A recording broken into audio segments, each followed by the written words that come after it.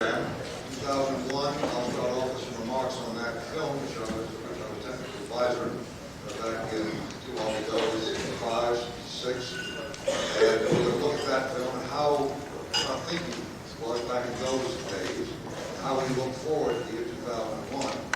And then we have other speakers which will introduce along, whose talks are related to the 2001 idea, these kinds of things that might happen, or things that we talked about in the film 2001 Space Odyssey, that could move along in the future, or in fact something already happened. So what I wanted to do is set the stage for all of this, to show a few slides and the thinking we had back in 1965, 66 when we made this stuff. Now I should first of all point out that the concept came back in 1964. Stanley Kubrick, the director, having finished Dr. Strangelove, got very interested in space travel. Why? 64. Well, we already sent Mariner 4 to Mars. Mariner 2 had gone to 5 years in 62. Al Shepard, of course, had flown. Garrett had flown, famous 25 May 1961, graduation of President Kennedy. We were going to the moon. By the end of the decade was there. Things were happening in space. Emergency programs in 63, Rangers began to take pictures of the surface. Things were happening in a broad panorama, and it seemed like a very, very good time to Stanley Kubrick to do something in space. Now, this was a man of very, very meticulous director. When he thought about doing something in space, he wanted to make it large scale, major, not a grade B science fiction film, of which there were so many in the period. That's where there were a few exceptions for Destination and the Forbidden Planet. All of these, incidentally, these earlier films, he thoroughly reviewed. Okay, in the spring of 1964, through a mutual friend of Odyssey, Clark, he contacted Clark and asked him if he would be interested in working on a major film. But Kubrick had the idea that Clark was a recluse. In fact, there's something, the early words he used. I think that lives in a tree somewhere out in India. When Clark got the first telegram, he said, why does he think, why did the enfant terrible think I'm a recluse? Anyway, that led to a meeting in New York. Clark was coming to New York with some frequency because he was working with Time Life books on a book with like the Editors of Life, Man in Space, and also the World's Fair. The New York World's Fair is open at that time, and he was there for that reason. So the two of them got together at Trader Vic's restaurant in New York City, in the Plaza Hotel, in April of 1964, and the negotiations began. Kubrick was particularly entranced at a Clark short story by the name of Sentinel. Now, the Sentinel had been prepared in 1948, a short story, in 1948, for a BBC radio essay contest. And the Sentinel didn't win. Clark wasn't particularly disturbed about that, went on and had it published 3 years later in a modest British science fiction fantasy magazine. And since then it was appeared in many, many anthologies. And it was one of those anthologies that attracted the attention of Stanley Kubrick. So he made a deal with Clark to buy the rights of that story and about half a dozen other short stories. And so things got started. And the program for Arthur Clark was to not write a screenplay. Kubrick didn't like screenplays. He said, no, write a novel, a draft novel. So Clark wrote a novel entitled Journey Beyond the Stars. And when I got involved in the film, and I'm going to talk about how I got involved tonight, so I won't repeat that today, it was a draft manuscript novel by that title. When I came aboard in January 1965, Kubrick did not have a contract to do the film, but he was negotiating with MGM. And MGM bought the concept in late February of 1965, and O'Brien, the president of MGM at the time, announced that the budget of $6.5 million, which coincidentally was the cost, the final cost of the special effects alone on the film. The film came in at about $10.5 million. So what I want to do is, where's the?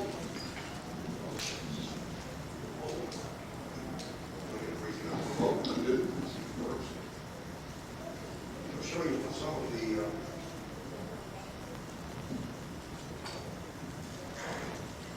Are we on?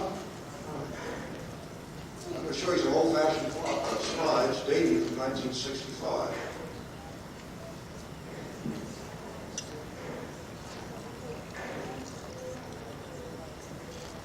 Are we okay?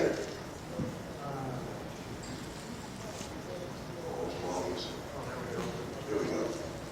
Now, what I wanted to do is to show you some of the vehicles that we considered back in those days. First of all, we're all since then on-ground paradigm. That's right.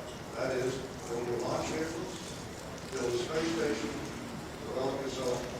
Can't hear you. Can't hear you. Can't hear you. I'm sorry, are we okay now? Yeah. At the time, we were all under the influence of the von Braun paradigm. Steps were build a large launch vehicle, build a space station in Earth orbit, use the space station as assembly point for a lunar expedition, and then go to Mars. That was the sequence. That sequence, of course, was broken in the Apollo program, an Apollo sprint mission that bypassed the space station concept for strictly political and geopolitical reasons. But anyway, I want to go back, and I push the button now. I'll show you a few of the vehicles. This was von Braun's earliest concept of a large launch vehicle, multi-engine, 51, 34, and 5, in the 3 stages, capable of putting only a 34-ton payload into Earth orbit. Again, using based on the technology of the 1950s. And of course, here is the Godwin, famous von Braun space station, which influenced not only all of us working on the film, myself included, of course, but many, many other people from many, many years to come. That space station would serve as the Earth orbit assembly point for a lunar expedition. This particular expedition was at a large scale. Von Braun personally knew it wouldn't start out in that humongous scale, but he wanted to attract the attention of the American public and get them interested in space. That was the objective to him, and so he did it on a large scale. 2 passenger ships, each with 20 crew members, and 1 cargo ship with 10. This again, all of these concepts were first sketched out on K&E graph paper with pencil by Werner von Braun. I have a collection, a large collection of these original drawings, and this concept then was rendered by the famous space artist Chesley Monistel. I'm sure we're all familiar with him. Near the touchdown, and in the middle you can see the touchdown leg, and when that hits, engines off. And the ultimate objective of Werner von Braun was always an expedition to Mars, and in this particular Collier's concept, he called for a 10-vehicle planetary expedition with a total crew of 70 aboard, and 3 of these 10 ships would sprout wings once they were in Mars orbit and land. And I'm not going any further into that. But that was the thinking. That thinking continued during the 1950s into the 60s. And of course, since I had worked with von Braun in the Army Ballistic Missile Agency and later the NASA Martian Space Flight Center, a lot of these ideas, and derivative ideas, of course, were deeply entrenched in our minds, and of course, it also on the Clark's mind and Stanley Kubrick. So we said very logically, space shuttle. Von Braun had a recoverable 3rd stage on that large launch vehicle, recoverable wing. So we developed this very sleek model. We didn't specify in the film how it was launched. In Arthur Clarke's novel, he used a rail concept to get you started, and then a booster stage, which would fall off in the final stage, that would get you to orbit in about 55 minutes. And again, Kubrick was very, very insistent that by the end, Clarke also, but particularly in Kubrick's mind, he wanted to keep everything commercial. That by the year 2001, space flight, at least to Earth orbit and to the moon, would be routine and run by commercial enterprises. And he chose, in that case, very logically, the Pan Am. Pan Am still exists. I think they have 3 727 airplanes that run out of Gary Airport in Chicago. Since the film came out, I have been deluged with people, like a lot of them like yourselves, wanting to make models, wanting to do more detailed sketches of these. This is Jack Haggerty's little remarks to me on the side. He's coming out with a book very soon, which will contain a lot of very carefully made drawings of the various spaceships in 2001 and a lot of other science fiction films. In the early days, while we were over there, we said, well, what's the concept going to be? Well, there's one of our early concepts of the launch of the Orion and a single-stage circular space station. That was eventually discarded. In the novel, in Kubrick's, in Arthur Clarke's novel, you'll all remember that it was Space Station 1. By the time we got into making this film, doing all the planning for it in 1965, we said, my God, only one space station in the year 2001? We couldn't believe it. So we said, well, yeah, it's got to be at least 5, and we figured the 5th one wasn't quite completed, so we only partially completed the second rim. These, of course, were all models, shot by models. It's not going now. Need a little help?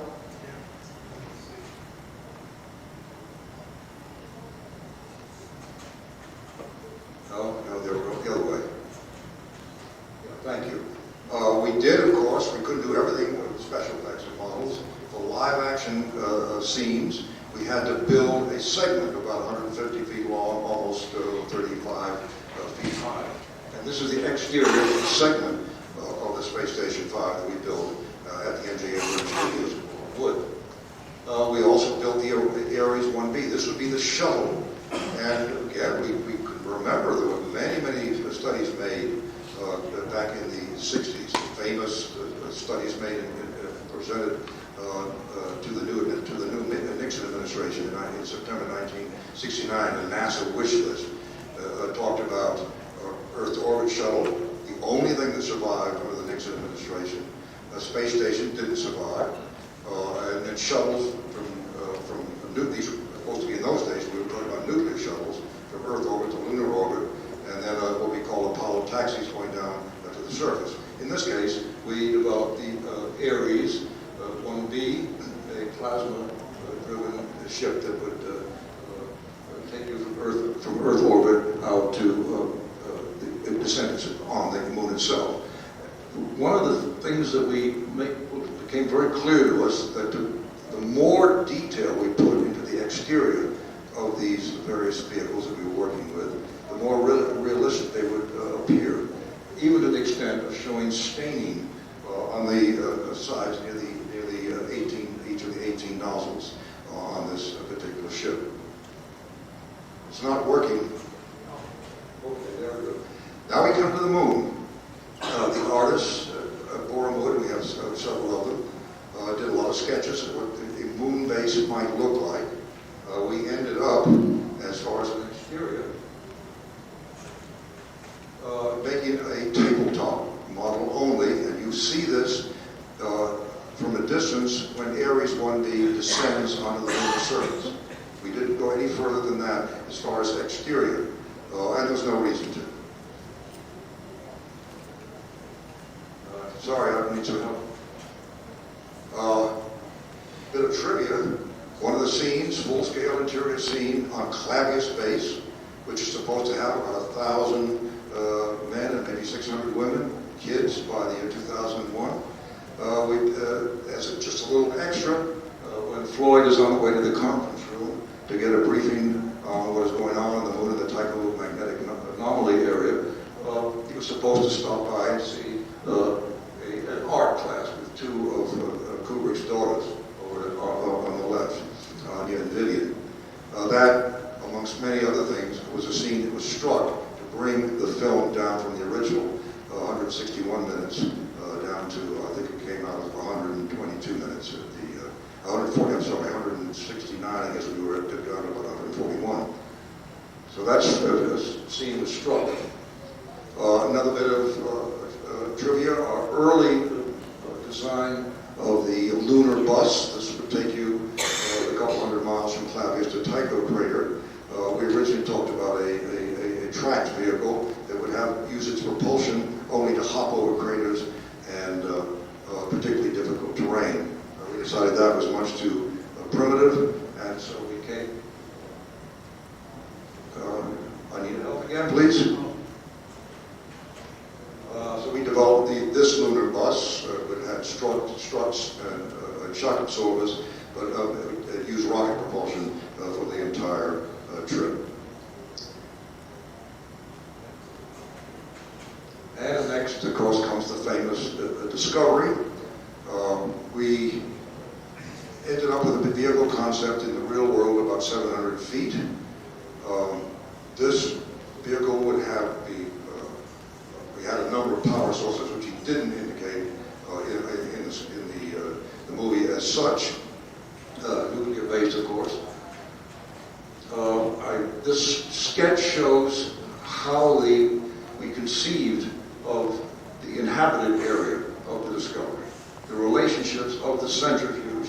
It was only 40 feet in diameter because of stage limitations at MGM Studios in Borehamwood. That would, of course, not have really worked in the real world because the Coriolis forces would have been quite strong and caused vertigo to the crew of a long spaceship, but that's what we could do in the real world, which is much, much larger. You can see the HAL 9000 Logic Center, the command area, the pods. We have 3 pods, extra vehicle maintenance, in the pod bay area.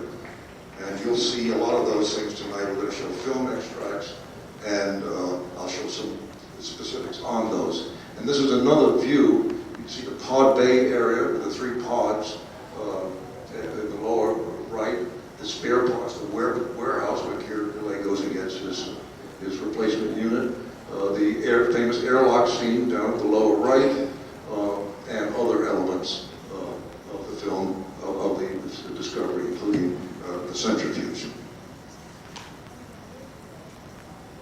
I need help again. This is the exterior of this centrifuge. Cost a pretty sum in those days, about 250,000 British pounds. It's highly sum, made by Vickers Armstrong. It rotated. The filming, you'll see the film tonight, so I'm not going to go into too many details about that. So just take time. Next slide, please.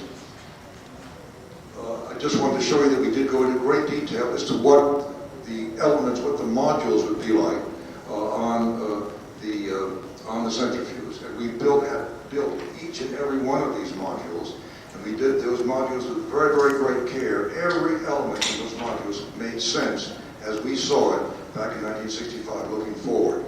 And not just, certainly it wasn't all me. I had to go out to many, many companies and agencies and so forth to give help and advice and counsel. With the hibernation, I'll go into a little bit of that. That was one of the more interesting parts of it. But we have the gymnasium, storage, entertainment, communications, HAL multi-screen area where most of the action took place with the 2 astronauts. The pressure room over the right would have been what we now call the storm cellar, where the crew would have gone in the case of a major solar flare activity. But it was very, very carefully designed, that centrifuge. Next, please. Hibernation. We're going to have some talks about this a little bit later. That was particularly intriguing to all of us. And we went to considerable lengths, and I'll talk a little bit about that tonight. It's a specific example of the lengths we went to. And we did talk to some of the top experts in the country, both in the UK and the US, about the hibernation sequences and what, in fact, was it indeed feasible? And the people that we worked with, including one of the top hibernation experts in the country, luckily was at the New York Medical Center, said it would in fact be feasible in some future if a major budgetary allowance is made to carry it out. So it's not strictly fantasy. And I from an article I wrote on it. These are the elements that our monitors showed in their locomotive system, central nervous system, cardiovascular activity. All of these metabolic levels and so forth were very carefully designed with the help of the top experts in the field in this particular aspect of the film 2001: A Space Odyssey. Next please. This is just one side of the centrifuge, and no reason to bring both sides, but to show how we laid out, you can see the hibernation areas, communications, and so forth. We laid that out very, very carefully, and we photographed each and every module, which someday I'll probably present as a paper or something. I did maintain all the original drawings, which I have in my collection at the U.S. Space and Rocket Center in Huntsville, Alabama, and all photographs of each and every element of the film. And I just show one of the elements. This one was made with the help of astronomers from the Royal Astronomical Observatory in Greenwich. And this is the module in the centrifuge. These are the flight arrays inside one of the pods. This entire interior was made with the help of colleagues of mine in Hawker Siddeley, now part of British Aerospace, in England. So we did work with the experts, things that we didn't feel we could do ourselves. We wanted to make sure that we had the top people involved. And I think that's the last one. Yeah, okay. You have the lights, please? So what I wanted to do in this is to show you our thinking, our looking forward back in 1965 and 66. Now, before I end, and we'll move on, I want to say what happened to the space program in 1968. Now, this film was premiered in April of 1968. And what was happening, and it was also the same year, later in the year, that we had the first circumlunar flight, the famous Christmas flight. But things were not going well in the American space program. It was the year of the 10 offensive, early in the year. It was the year that Lyndon Johnson said he would not renew his presidential bid. It was the year that Martin Luther King was killed. It was the year that Teddy Kennedy was killed. Beginning of the environmental ethos. There were riots in the streets. There were race problems in the United States. James Webb, the brilliant NASA administrator that led us through the Apollo program, announced that he was going to step down. And there was a new administration coming in. So things were not very bright for looking forward towards the year 2001. We saw that very clearly in 1968 as 2001: A Space Odyssey was being premiered. That the future didn't look all that rosy. Okay, thank you very much. Let's move on. Okay, yeah, questions? Yeah, is it true the rumor that Hal was supposed to have actually been typing? No, that is one of the great things. No, we didn't even occur to this. It's a heuristic algorithmic computer, HAL. None of it, I absolutely swear to you, and Arthur Clarke will swear to you, and Stanley Kubrick would if you're still alive, it never passed our minds that connection would be made. We did deal a lot with IBM, but HAL was not an IBM activity at all. That was completely separate. We used IBM for a lot of the sequences, the computer sequences on the Ares, on the Orion, on the spacesuits, but not HAL. That was totally separate operation. Any questions? Of course, for the time, it was unusual to see the amount of industrial commercial branding in the film. Today, that's pretty common. It's big business for a lot of studios. The way you worked this out was, you mentioned how you went to these different industrial companies for their advice. As a token, was that how their names were plastered all over the movie as part of the agreement? Well, yeah, we went to I guess one of my main jobs was to go to the company. Honeywell, for example, we had a lot of contacts with the Whirlpool Corporation for the food dispensing at Benton Harbor, Michigan. For a lot of the propulsion controls, we worked with the folks at General Electric's Missile Space Division, but it was then in downtown Philadelphia. It's out in Valley Forge now. And those were mostly colleagues that I had known, one way or the other, worked with during my work with the Army career and NASA career prior to that. And it was simple, and they were all, you can't imagine, their interest in working with us. They thought this was fascinating. I mean, Honeywell alone came out with a report about that thick, and a lot of their instrumentation, by the way, which didn't really get any credit, we hardly know it, but that was the array of instruments around the tychomagnetic anomaly, measuring, magnetic forces, whatever radiation, or whatever might have been emitted or irradiated by that slab. Pan American, of course, was delighted. We worked with Bell Telephone. John Pierce at Bell Telephone Labs, for example, spent a great deal of time helping us with all the communications aspects of how you would communicate. It was a bit long. And so he began to cut. He cut the main scenes. He cut was Gary Lockwood doing his shadow boxing in the centrifuge, but some of the extraterrestrial, extravehicular activities to get the AE-135 unit out were cut. The scene you saw there, the mall, the art scene was cut, and other scenes were cut. And it brought it down to the version you're going to see tonight. And this version you're going to see tonight has been remastered, but it's exactly the same version that was the standard version being shown. I really have to cut off the question.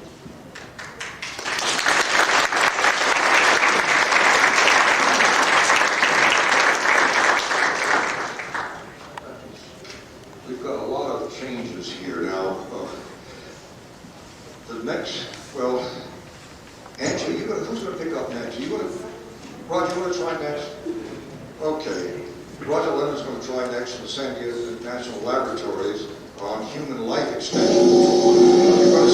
You're going to see him, unfortunately, way at the bottom of the program.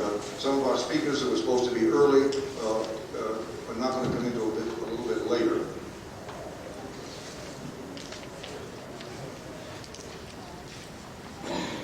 So you want to take over now, Rodger?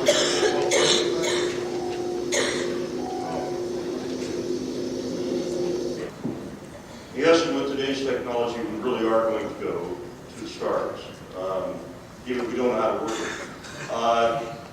I've been working with Marshall Space Flight Center for a number of years on different projects, primarily with nuclear electric propulsion. And as a consequence of that, I was invited to an interstellar exploration workshop at Caltech about 3 years ago. And one of my colleagues made the statement that fission propulsion could not be used to get to the stars. And being the hard-headed guy that I am, I thought I'd try to find out whether that was true. I discovered it probably wasn't. And so what I want to talk to you about a little bit is, what is the potential to have not too unrealistic extensions of near-term technology provide the basis to actually do interstellar colonization. And I have been working for the past number of years on how we would extend the technology for fission electric propulsion. And then I discovered that looking at human life extension might really play a major role. So I'd like to talk a little bit about how the architecture fits together, what it is, and how life extension fits into that, and whether we can expect to see some extensions in human lifespans. Next chart, please. So we'll just go over a little bit of the historical perspective, discuss the architecture. Ralph Ewig, who is here from Andrews Space and Technology, will talk a little bit about mini MagOrion and the mag sail, which actually is an enabling part of the capability, what lifespans might be and how that impacts human settlement in the galaxy. Next chart, please. As I said, there was a perception that fission power was not sufficiently energy dense. Now, a gram of uranium-235 contains about 1 megawatt day worth of thermal power. That's a lot of power. That means a reactor can run producing a megawatt of power, and it can do that continuously for a day on a gram of material. That's a lot of energy, but when you think about it, if you took all that energy and used it to accelerate just that mass, you'd get to several fractions of the speed of light, but you wouldn't get any payload. So you have to figure out how you're going to expand that energy. And it turns out that if you just take that closed system architecture, you get excessive travel times, and it's beyond what human lifespans are available to be. And so the problem is that you have to figure out how you're going to put together an architecture that allows you to get beyond the solar system. But one of the nice things about fission nuclear electric propulsion is that it's got high energy density, it gives you high velocities, and more importantly, it has high power densities. And that means that you can generate high accelerations. One of the problems with some of the other concepts such as fusion right now is they're a fairly energy diffuse system, and therefore you can't get high power densities that you would need to get high accelerations, or at least we haven't been able to crack that particular code unless it's inside a bomb. So not wanting to necessarily blow things up, we took a look at the fission end of things, and even antimatter, there are some serious questions as to whether it's going to be more power dense in an actual practical spacecraft.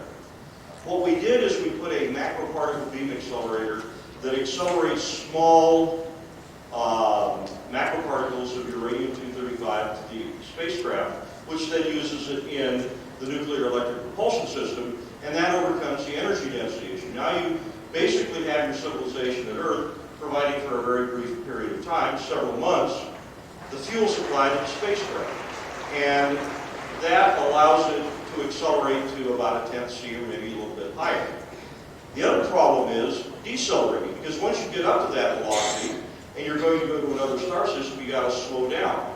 Well, it turns out that the amount of uranium to slow down a 1,000-ton spacecraft is about 12,000 or 13,000 tons of uranium-235. Now, a lot of people over at Sandia would love to do the criticality analyses to how you prevent all that stuff from blowing up, but it just is impractical. So I tried to find a way to slow down without having to use onboard power. And it turns out that Ralph E. Wig and people from Andrews Space and Technology, who I've been working with, had this idea of a mag sail, that they were going to collect energy from nuclear detonations, just like an Orion would, this in a magnetic sense versus in a solid pusher plate sense. And I turned that around and used it to decelerate the spacecraft by interacting with the target star system's solar wind, next chart please. So what that came up with is an architecture you see here, that the Earth is on the far left, and there is an accelerator that accelerates these little particles of uranium to the spacecraft, that burns them completely and processes the fission products into something that can be accelerated by the ion engines.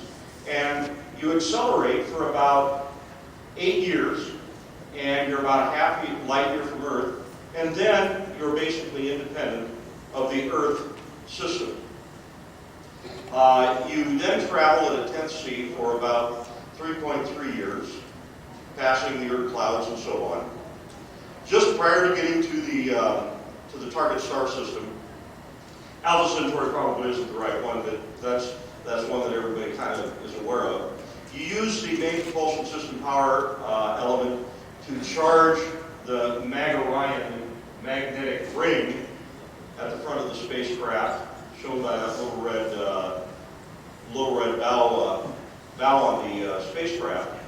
That charges it up. Then you discard it because it weighs an awful lot. It weighs about 700 tons, and you don't want to decelerate all that mass. And now you have a small power system that you use to decelerate yourself once you get into the system. And it takes about 25 years, very gradual deceleration from a 1/10 C, and it takes about 0.36 light years.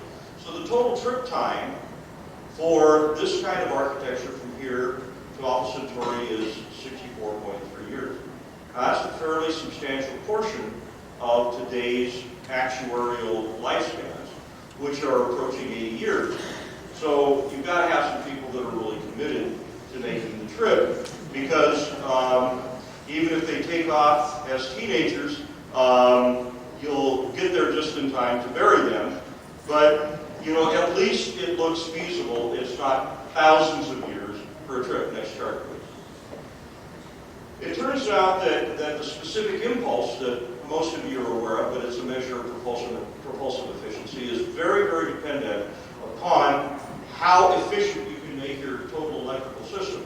And I just plot this up because what you're looking at, what you'd like to have, is a combined efficiency of your system of about 90%, which means you'd have a specific impulse of around 120 or 1.2 million seconds.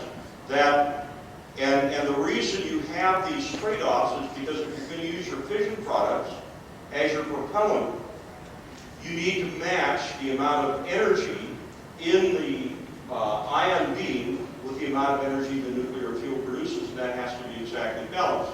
So I looked at around 90% efficiency, and based on some technology that's being developed for neutral beam injectors, it looks like ion engines might be able to get up into that neighborhood, as well as very, very efficient electrical power systems. Next chart, please. This is an idea, the MagSail concept. Basically what you have is a big loop of current shown, where not, but this is right up here is the current loop. This is the spacecraft up there, and you get a big current going in, it generates a magnetic field, interacts with the solar wind, generates a plasma bow shock, and it decelerates the entire spacecraft without using any propellant. It does take quite a bit of energy to charge that current ring out. Next chart, please. So what we did is I worked with Andrew Space and Technology and came up with some parameters. You unfurl the magnetic sail at 24,000 AU. It's about 300,000 meters in diameter. Actually quite small compared to some of the solar sail concepts or light sail concepts. The current is 530,000 amp turns. It's obviously a superconductor, but it's available type superconductor, so you can build it today. The interstellar particle density is about 100,000 particles per cubic centimeter, and the initial deceleration out at 24,000 AU is about half a meter per second squared. So it's about it's about a 20th of our normal Earth acceleration. Then you decelerate for 5.7 years. You increase the MagSail size by taking it from 2 amp turns or two turns to 1 turn. It gets into be a larger thing, so it intercepts more of the solar wind. It decelerates for the 12.2 years, and now you're going to about 1,000 kilometers per second. And now you can use your onboard fission propellant system to decelerate into the star system. Next chart. So what we had done at this point was we found that near-term technologies, I really mean technologies within the next 10 or 15 years, can provide the basis for accelerating to a 10 C. One of the keys is that is a big accelerator to accelerate these particles of uranium. Well, it turns out in Northwest here, at Los Alamos National Laboratories, they will build accelerators for anything. You can have an accelerator to stir your coffee. You can have an accelerator to stir your toenails. I mean, accelerators can do anything out there. So if you take a look at their accelerator transmutation waste proposal, it's about a 400 megawatt accelerator. Turns out that you would need a 27 terawatt accelerator at the end of the life of this thing. You say, wow, that's a lot of power. Look, going to stars is a difficult proposition, but you could, since accelerators don't have to be coherent like lasers, you could gang a number of them together to provide the basis for accelerating materials in the spacecraft. So it looks like that's not an unreasonable technology extension. So even if you have no physics breakthrough, I mean, we don't need warp drive or anything like that, you can still possibly settle the galaxy. It's dependent upon crew life because long terms have many psychological issues. In a recent Discover magazine, they had an article, the front page of it was, can we go to Mars without going crazy? And you know, people are not well suited to spend long periods of time cooped up in a little cell. They call that jail. Okay, and so what you've got is you've got people that are basically in confinement in a small spacecraft where outside is imminent death, because if you breach your airlocks and stuff like that, you're exposed to vacuum space. So that whole article was discussing the psychology of very long trips. And if any of you were here listening to John Young yesterday, he has been one of the biggest proponents of quick trips to Mars, because he says, what do you see when you leave Earth and are about halfway between Earth and Mars? You see a little sort of blue dot on one side, a little red dot on the other side, and nothing looks like it's getting bigger or smaller very fast if you have a very, very slow trip. Well, it turns out this is a slow trip, even though you're going very, very rapidly. You're going about 30,000 kilometers per second, but it still takes many, many years. Assuming we can, they had a couple of suggestions about how you might solve the psychological issues. However, I believe personally that multi-generational ships are probably not realistic. There have been many, many science fiction writers writing on how long it takes for a society to degenerate in a situation like this. So if you assume that we have one generation, I made some assumptions in a model I put together for how rapidly the galaxy will be settled. And I came up with a term called useful life, and it's composed of about 6 or 7 parameters. And the assumption was that the crew travels for most of its useful life.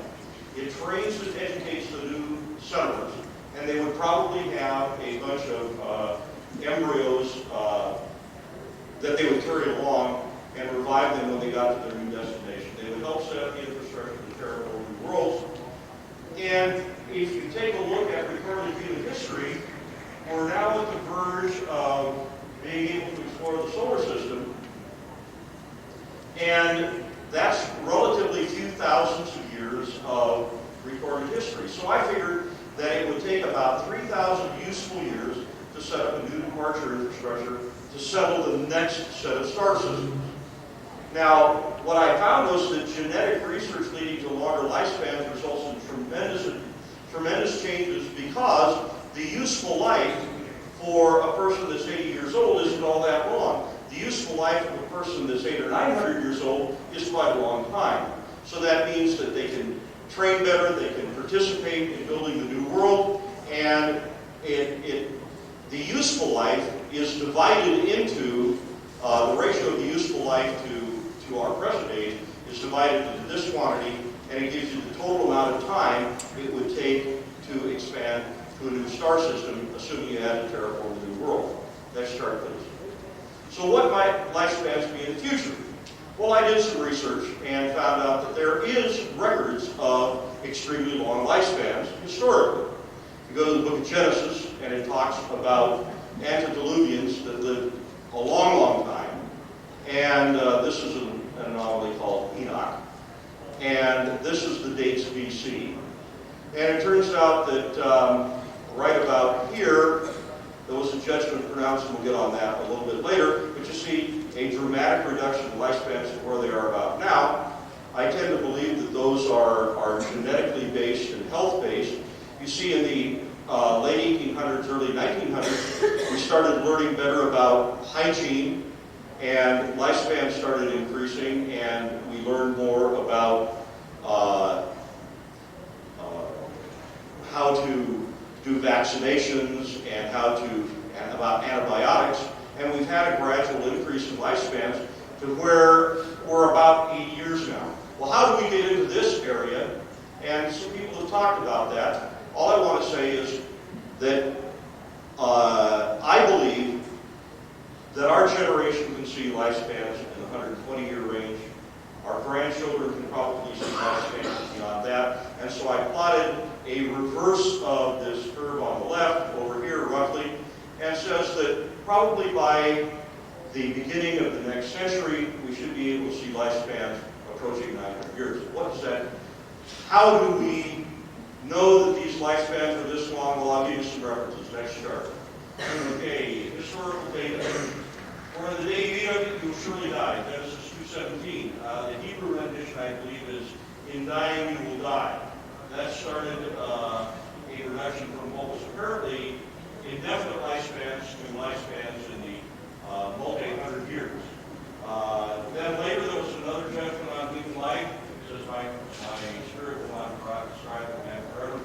flesh. Venom possesses an age of 120 years. In Psalms, the King James is 310 or by strength or restore. However, there is some hope because in Genesis 1:16b, the power of battle is that God said, these people that we created are pretty smart. Nothing that will purpose to do will be impossible for them. So the actual decreases are probably due to some form of genetic defect. We're beginning to discover that. It can probably be reversed. But assuming that we can have longer lifespans, which I believe that this gives us some historical precedent for, what is the impact on the lack of settlement? Well, if you take a look at differing velocities,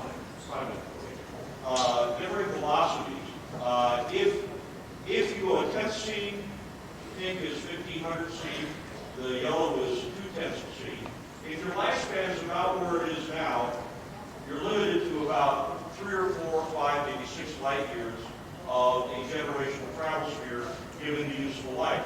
However, if you're at 900 years useful life, you're talking about anywhere from 65 to 130 light years as a useful travel radius. So that means that's how large a single generation, or how large is there a single generation can settle. Next chart. Now, if you take that and assume that you have about 3,000 years before you can terraform a planet and get ready to depart again with the next generation of explorers, and divide that by the useful life, you get a rate of expansion of light years per year.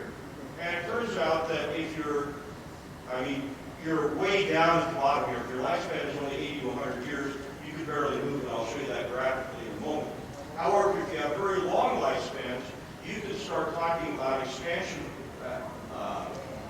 realistic expansion rates of anywhere from 200s to 400s of a light year per year. That's actually quite an astonishing rate. Next chart. Well, where are we? Well, we're way out here in left field. And a little dot is just kind of where sort of we might be if this is our galaxy. Next chart. If we have 100-year lifespans, we haven't expanded beyond the dot. If we have 950 light year lifespans, then at the end of 500,000 years, we could have settled half of the galaxy roughly. Next chart. After 1 million years, if your lifespans are still about 100 years, we're still a little dot.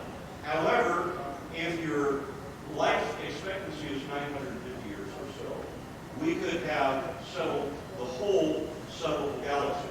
Next chart.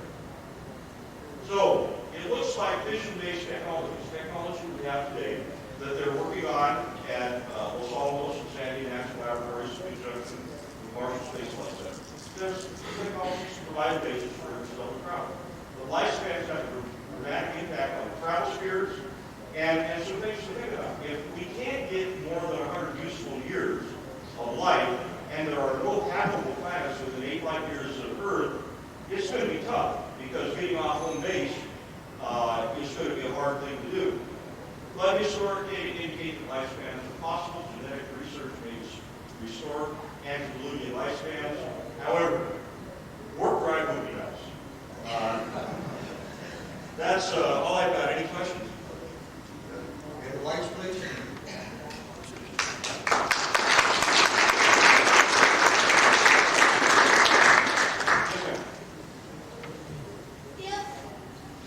Early man lived a long, long time, how could a genetic change have affected the entire population? If it's a dominant trait, in other words, if the genetic malfunction or mutation is a dominant trait, it will express itself over recessive traits very quickly. Okay, and so if you're asking me if I know the biophysics of what happened, I don't. All right, but I do know this: that there are inherent repair mechanisms in our own body, and that if you get a higher radiation dose by about 10 or 15 times than background, you will live statistically 6 to 8 years longer because enhanced radiation stimulates the enzymes that repair genetic damage. That's only part of the issue, however. All I'm trying to say is if you were here Monday or yesterday and listened to one of the speakers, he's talking about the fact that they are now making genetic breakthroughs that are starting to actually reverse the aging trend itself. So I think it's fairly close on. But I think the reason is that the extended lifespans were a recessive trait and something happened to mess that up. And I don't know. Any other questions? I think that got it. Thank you. Okay. Very much. Okay, our next speaker is going to be Angie Bukley, the Aerospace Corporation Senior Project Engineer with the Aerospace Corp and functions as the Deputy Lead for the Beam Control Fire Control on the Airborne Relation Program Office here in Albuquerque.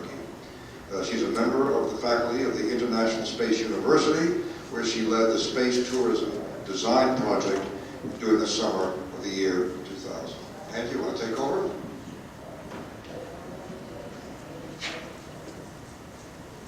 Thanks. Can I have the first chart, please? Roger, can I have the first chart, please? We have the lights down, please. Just right arrow. Okay. What I'm going to be talking to you about today is a design project that was done during the summer session program for the year 2000 with the International Space University. And I'm proud to be standing here to present you this work that was done by 43 of the most enthusiastic students I've ever worked with. And indeed, I am presenting this paper for the students in the summer session program Space Tourism Design Project. First slide, please. Basically, what I'd like to do in the next few minutes is sort of place this in a context, give you a little bit of an overview of the International Space University and what we do and how we educate people in the area of space and space exploration and space development. Then I'll go into some of the details of the Space Tourism Design Project and some of the results that we got during that exercise. And then we'll open it up for a few minutes of comments and discussion. Next chart.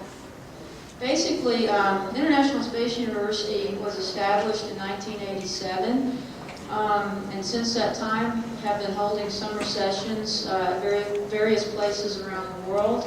Started off, the first summer session was in MIT, and it's traveled to various countries in Europe and Asia. We had sessions in Japan, Thailand, and last year we were in Chile, as you'll see. But basically, the whole idea behind ISU is to break down the barriers that are limiting the development of the space industry through a very unique approach, and I found to be a very effective approach. I've been on the faculty now for about 5 years. I was a student in 1993 and enjoyed it so much that I thought I'd get more involved and try to push it forward. But the approach is interdisciplinary. We have students from all across the disciplines, from physicians, we have attorneys, we have travel agents, and of course, you get a lot of engineers and scientists, but it's a very interdisciplinary program. International, in that generally speaking, we'll have 100 students from 25 to 35 countries. And intercultural, that goes without saying. When you have that many people coming from that many places, across those many disciplines, you learn a lot about cultural differences and things like that. Next. The programs, like I said, we have a summer session program, and that has been ongoing now for since 1988, when they had the first session in MIT. Since that time, ISU has expanded. We have now a home campus, if you will, in Strasbourg, France. Started a Master of Space Studies back in 1995, and I was very fortunate to be on the resident faculty for the first MSS program, 1995 to 96 there in Strasbourg. We've also expanded to some professional development programs, and that's basically just classes that we go to teach for 2 or 3 days as needed. And finally, an annual international symposium, which actually is happening right at this time. The unfortunately we had a little date conflict, and I think some of the folks that are there would have been here, but that's just the way these things go. Next chart. This is a very nice picture of a sunset. Our session last year was in Valparaiso, Chile. And it was really the first summer session that was held in the winter, so as you can see at 6 p.m. we already had a nice sunset going. The dates of the session were from the 1st of July through the 1st of September. I was there for the first half and basically co-chaired this design project with Dr. Wendell Mendel from the NASA Johnson Space Flight Center. So my role was basically to get everything set up, help the students establish what the project would be about, develop an organizational structure, mission statement, and bring a structure to the project. And so let's go into that now. Basically what I'd like to go through with you is what the students came up with as a mission statement, who the intended audience for the results of this study is, give you an overview of the project, the scope and the objectives. These again were developed by the students. Basically in a design project, all a faculty person does is give guidelines and a framework in which to do this work, and the students do everything, so everything you're seeing is something that they did. We'll talk about how they approached the project, some of the structure, the management structure that they came up with, and then I'll go through some of the key issues that they identified and some of the conclusions from the work, and finally what we think is the impact of the design project. This is the mission statement. It is to expand opportunities for humans to experience space by proposing a framework for tourism that is enduring, evolutionary, and open to all. And the open to all was a very, very important thing for the students, and I think that's something we have to think about, because if space tourism evolves the same way as the airline industry evolved, we know that it's going to only be open to those who have the means to go. For example, Mr. Tito, who I think it's a wonderful thing that he's actually been able to go and do that. But it'll start that way. It's got to evolve, and hopefully one day it would be available to anyone who could go or would want to go. This is a chart that summarizes who we think the audience might be for this. Of course, space organizations, both government and private, particularly people like the X Prize competitors. Of course, the tourism industry. We can't forget that this is aimed at the clients and the customers. And tourism constitutes a huge source of revenue. So, of course, we want to aim this at the tourism industry. Also governments and of course, future space tourists. Next slide. Okay, let's go ahead. As far as the project scope and objectives, basically what I've done here is list the objectives. And what we wanted to do through the course of this project is basically define what is space tourism. And it was interesting as we went through the discussion talking about what space tourism really is, because you might be surprised to find out that we already have some of that going on. And also a rationale. Current space tourism activities, things that are going on now, pre-orbital, and that means basically suborbital types of flights. And then on the Earth orbit tourism, that's the area that they spent the most time because they wanted to look at something that was fairly near term and feasible to get people in orbit fairly short term. And of course, the future vision of space tourism, what can we do if we, just let things happen and pretty far down the road, how do we think it will be? Next slide.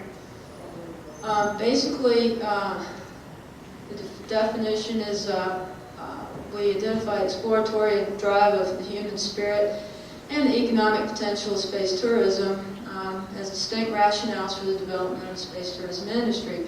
Basically, people want to go to space, and we think there is the drive there to do that. And we do think it will have a broad impact on society in that we can promote a sense of global cooperation and promote the spirit of adventure. I can't think of taking adventure travel to a higher level than this. I think this is the next level. Next slide, please. Then, as far as the current status, what the students did was look at a comprehensive overview of what's going on now, several of activities that you could call space tourism, and I would argue that space camp, things like that, that is the very first step in a form of space tourism. There are other opportunities. There are commercially available flights where you can go do the parabolic flights and experience zero gravity. And while I was at the NASA Marshall Space Flight Center, I had the opportunity to get an experiment on KC-135. Zero gravity is really neat. It's amazing. It was so much fun. So I can't imagine what it would be like to actually go into space. But we also looked at questions of, the market base and what we could expect in terms of participation. It's going to be expensive at first. What are going to be the limitations and how might we open up the market space tourism? Next slide, please. In the next objective, or the next topic in the design project, we looked at pre-orbital types of space tourism. And this was driven basically by the X Prize things that are going on. Looking at getting 3 people in a suborbital flight, bringing them back down safely and turning the vehicle around in 2 weeks' time and doing the same thing over again. So there is a drive there to develop vehicles to take people on suborbital flights and get them up there long enough to experience space and experience zero gravity and the re-entry and all of that stuff. But alternatively, some of the students proposed that perhaps you could use high-altitude balloons and get a very similar experience to actually going into space. Next slide, please. So we looked at strengths and weaknesses analysis of these 2 forms of pre-orbital space tourism. With regard to the rockets taking a suborbital ballistic trajectory, basically, we do have the technology to make it happen. We have to have management advances to make it both safe and profitable. Profitable is a key word here, and safe, of course, is key to all of this. To do this, it may depend on unconventional funding sources, for example, the X Prize, people willing to make investments, raffle tickets, all sorts of ways you might think of to fund this sort of thing. With regard to the high-altitude balloon, looks like we found you can take up to 3 tons of payload to 40 kilometers. And to simulate the microgravity, you could actually release the capsule and let the participants have a thrilling little ride back down to the ground and stop them with a parachute. But for this to be effective, you'd have to tailor the customer expectations because they're not really going to space, but they're getting an experience that would be similar. So these are the kinds of things we're looking at in the very, very near term. Next slide. In terms of getting people into actual orbit, the study looked at all sorts of things, looking at the requirements to get people into space. This included requirements on the technology side, also requirements on the legal and medical side. And one of the things that you have to keep in mind is that we have to make sure this thing is safe, and you also have to be sure that people are having fun doing it, so entertainment figures prominently. We looked at a number of different configurations, looking at, do you want to take people up in a free flyer and bring the whole thing back down, or do you want to just have a transfer vehicle that takes you up to basically an on-orbit spa, if you will, where you can play around for a few days or a week or so. They looked at 2-stage to orbit versus single-stage to orbit and various different kinds of propulsion systems. Next slide, please.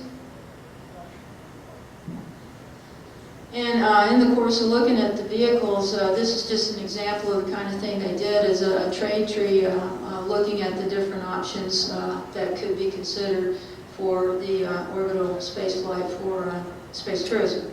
Next slide. Finally, in the last part of the study, we looked at the future and just tried to let our imaginations run wild and think of what it might be like when we do get there and expand beyond going to orbit. And they talked about everything from, frequent flyers on these voyages, all the way to just, the holiday, just going up and hanging out and having a good time for a while in space. Thanks. And of course, like I mentioned before, this is going to be driven by what the client wants. Will there be an urge to move farther away from Earth? I think so. And as this evolves, we might be able to think of more complex activities other than just looking out the window. I mean, you might want to have a gymnasium in space. There's been someone's put forward a hypothesis that you could have swimming pools in space, and basically these would be just giant blobs of water that float around, and you kind of float into the blob of water and mess around and float out of the blob of water. It's got to let your imagination go. And but clearly there are a number of advances that have to be made before we can ever think about getting there. Next slide. I'm going to talk a little bit about the mechanics of the project, how it ended up being structured, and next slide. What the students elected to do to address all 5 of these objectives is to organize themselves into working groups. And basically the 5 working groups that you see there, the client group, engineering, business management, medical, policy, and law, were deemed to cover the gamut of the topics that we needed to address in doing this project. Next. And of course we had to do a matrix organization. Part of the beauty of doing these design projects is that it's not only intended to teach the students about doing technical studies and learning how to do the fundamental research and sometimes design that goes along with these things, but also how to get organized. And organizing people from 20 different countries who all have their own idea about how an organization should look like. If you ever look at how NASA's organized versus how ESA's organized versus how the Canadian Space Agency versus Japan, and across these companies, and it's very, very different. So coming up with an organizational structure that made everybody happy was probably one of the more challenging things. But what they chose to do is break into their working groups, and then those working groups would then address all the 5 major objectives across the span of the project. So that way we covered the engineering aspects associated with all the different objectives, the business aspects, etc. Next. Now let's talk about a few of the key issues that were identified and the conclusions from the study. Basically, this is going to be a client-driven experience. You know, if the clients aren't having a good time, if people don't want to go, if they don't perceive it as something that would be fun or adventurous, it's never going to get off the ground. So this is going to kind of change the philosophy of going to space. Right now it's basically a government-driven thing, science-driven thing. And I think it's going to change the way we think about how we build spacecraft. We're going to be looking more at comfort features, adventure features, and things like that. And actually how we do this and where we put it. You know, what's the orbital inclination? How are we going to launch the vehicle to maximize passenger enjoyment and passenger comfort and above all passenger safety and things like that. Once you get on orbit, you know, how the spacecraft looks or the on-orbit spa or the on-orbit hotel. I think one of the things that we're going to have to put in these things are really big windows, because if you talk to the astronauts, when they're not working, they're looking out the window. And I think that's part of the big appeal there, is to be able to just look and see the Earth. Next slide. Let's see. And of course you have the training aspects. So you can't just do like you do now, walk up, buy a ticket, get on an airplane, and go, because space travel isn't quite that simple. There are other things that you have to consider, and some training before you fly, during the flight, and even post-flight is going to be necessary. Next. I'm going to have to speed up, so I'm going to probably just brush over some of these things. I've gotten the high five sign there, so I'm going to buzz through these pretty quick. Basically, the engineering considerations, this is going to be an enterprise. We're going to have to look at the technologies we need and get those developed and in place to realize this. Next slide. Let's see. Oh yeah, a very important point that has often been overlooked in studies in space tourism it's not just the cost of the vehicle, it's not just the cost of the fuel. The major expenses associated with getting things into space is the ground support. And so your ground operations have to be simplified and optimized so to keep those costs down. And a good analogy is look at Southwest Airlines. I mean, they've got planes on the ground 25 to 30 minutes versus some of the other airlines. So you're going to have to think about things like that, streamline your ground support operations and get those costs down, because 80% of the total expenses, it's a big chunk of money there. Next slide, please.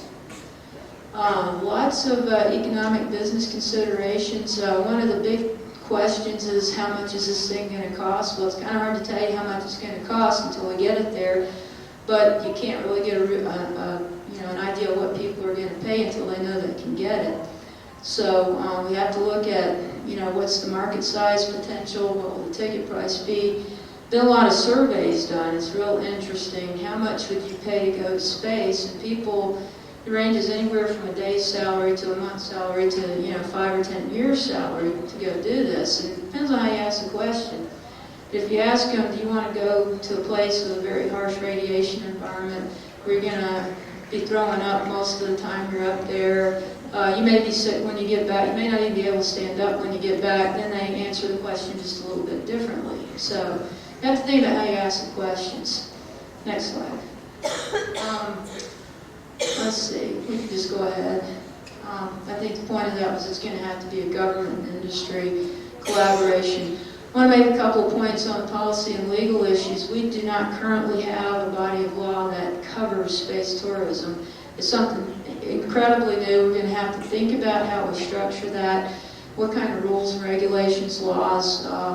There's been a lot of parallels drawn to the current aviation laws, but we have to be careful how we apply those. Next slide, please.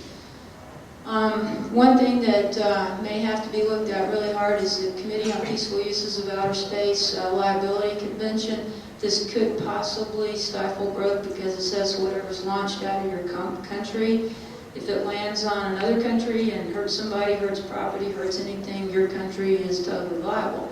So we may want to look at how this might apply or maybe be relaxed somewhat for space tourism so as not to stifle experimental activity that will be required. Next slide, please. Let's go ahead. I want to get to, medical considerations. This is a big deal. The only data we have right now on people going to space is data on people who are extremely healthy. I mean, these guys, they're very, very fit. They've trained.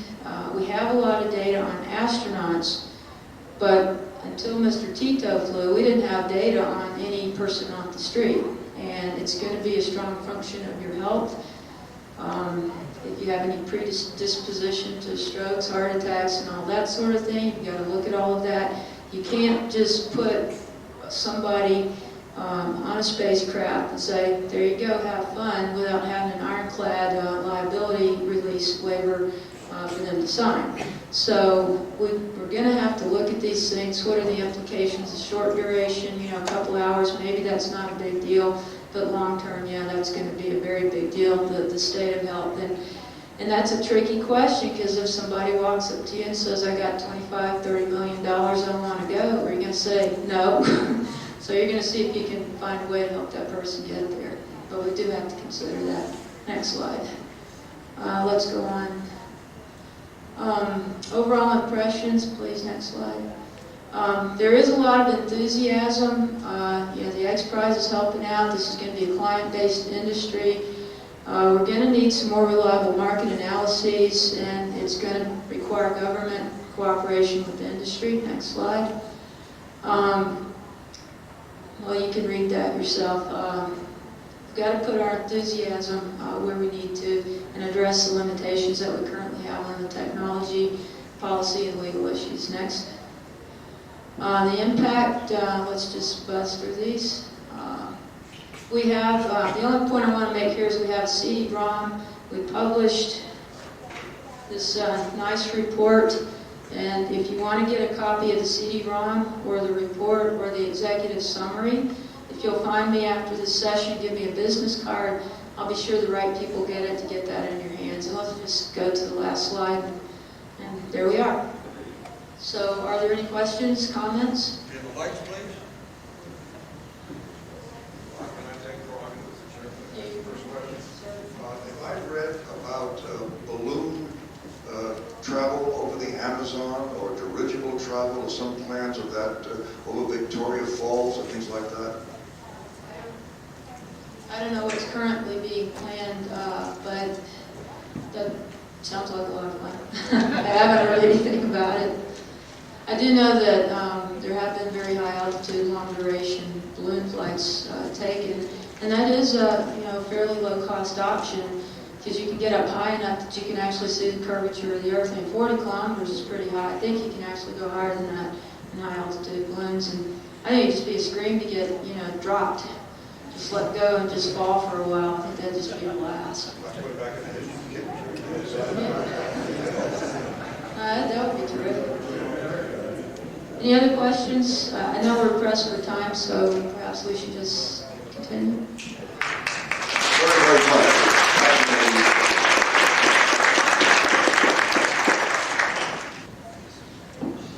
Yes, my name's Dave Lehman, and I'm from NASA's Jet Propulsion Laboratory. And I was scheduled to give a talk on Monday to give an overview of the Deep Space One mission. And I was asked to talk specifically in this session for a short period to talk about the autonomous operations on Deep Space One. I was the project manager for the mission from the very early days through the development, launch, operations through the primary mission, and which ended in about November of 1999. And since then, another fellow by the name of Mark Raymond, he's the current project manager of the mission. And so what I'm going to talk about is to give you an overview of Deep Space One and talk about 3 specific technologies that we flew on that mission. They were called the Autonomous Navigation System, the Beacon Monitor System, and the Remote Agent System. Deep Space One was launched in October of 1998. It was part of the New Millennium Program, which is a NASA program to develop and test out in space new high-risk technologies that normal users wouldn't generally use.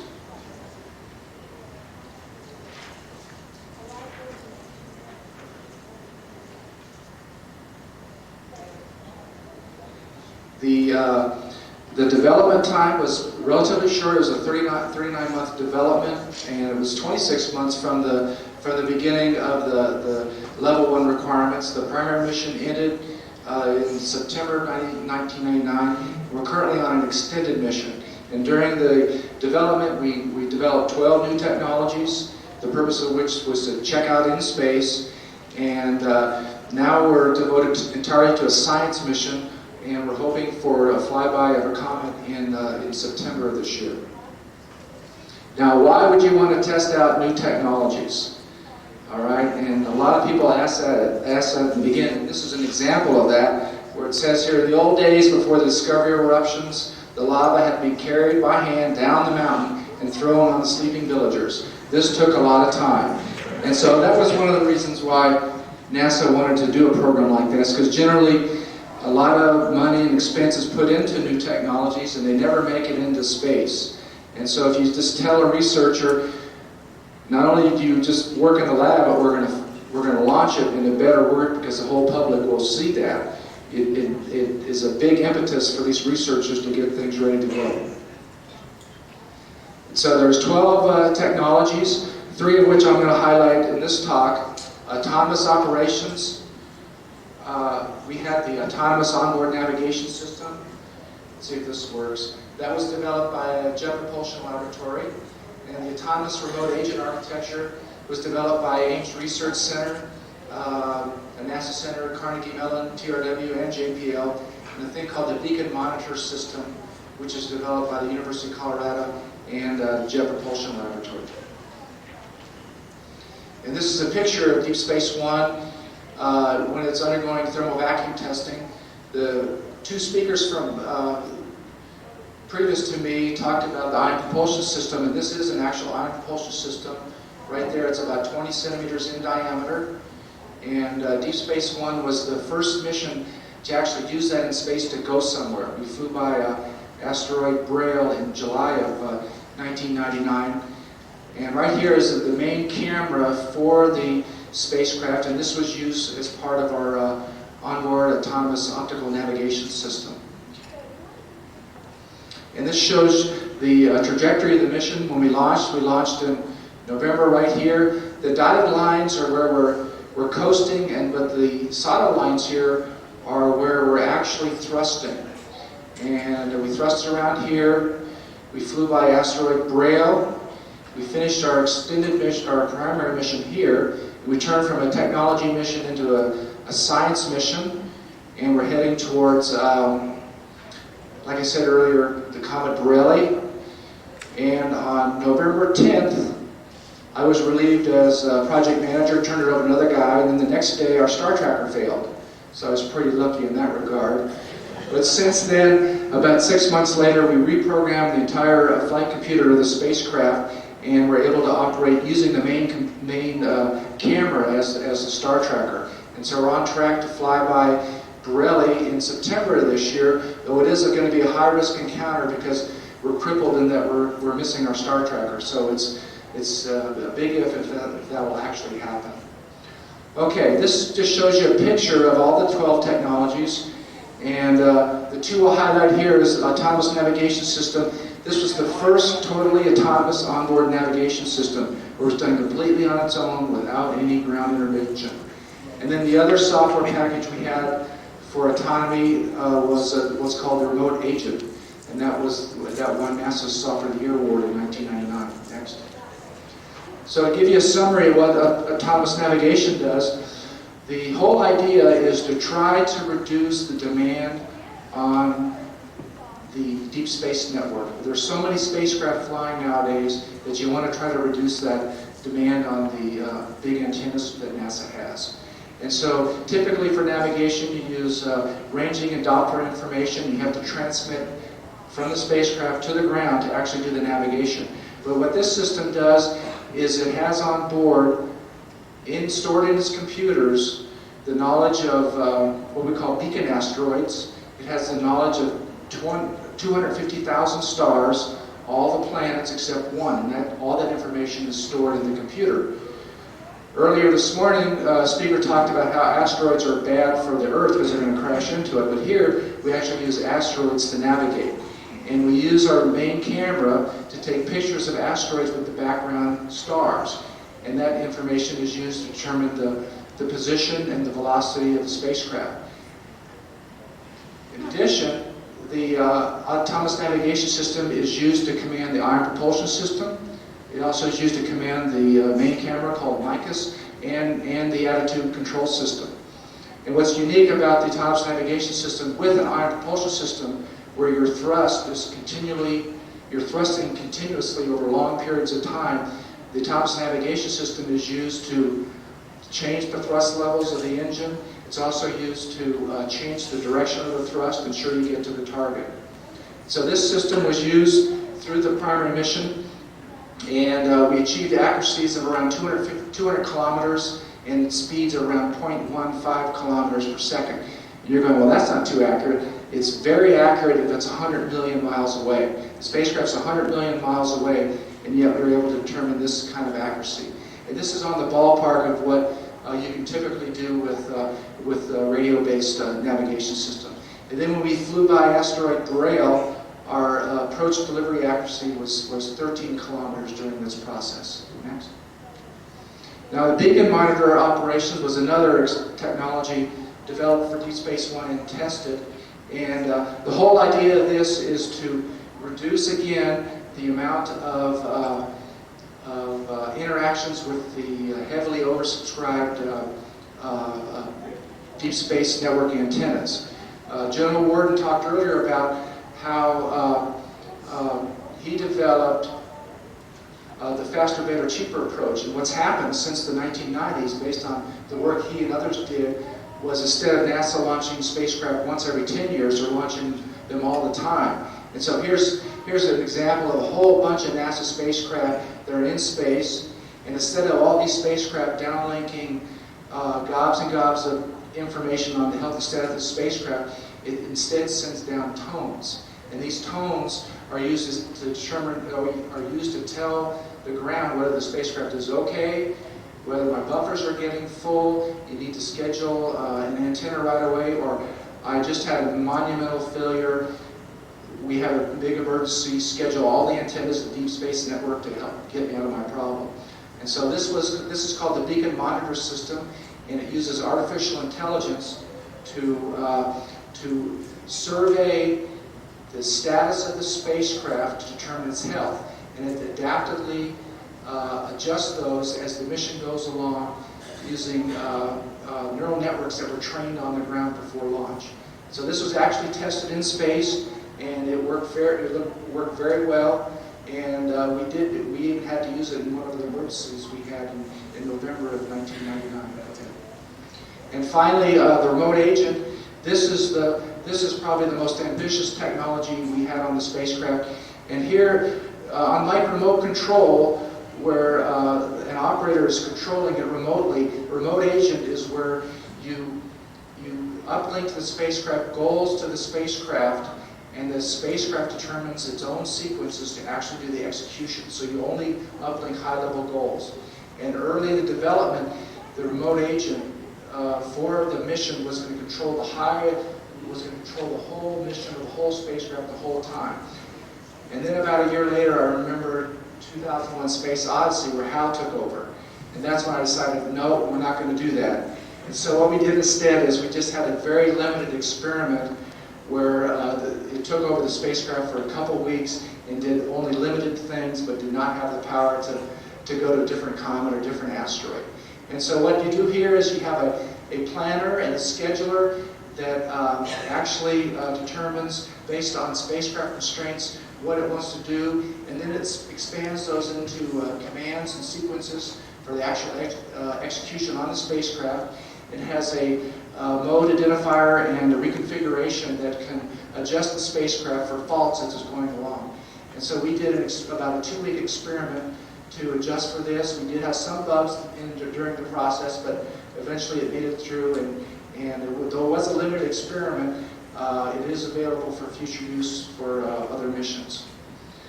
In summary, the Deep Space One, it did check out a whole bunch of new technologies, new capabilities to make spacecraft more autonomous. Hopefully there'll be a significant potential benefit for future users. And I have one quote here from AIAA magazine, December 1999. Deep Space One demonstrated a level of autonomy never before attempted on the space probe. Thank you.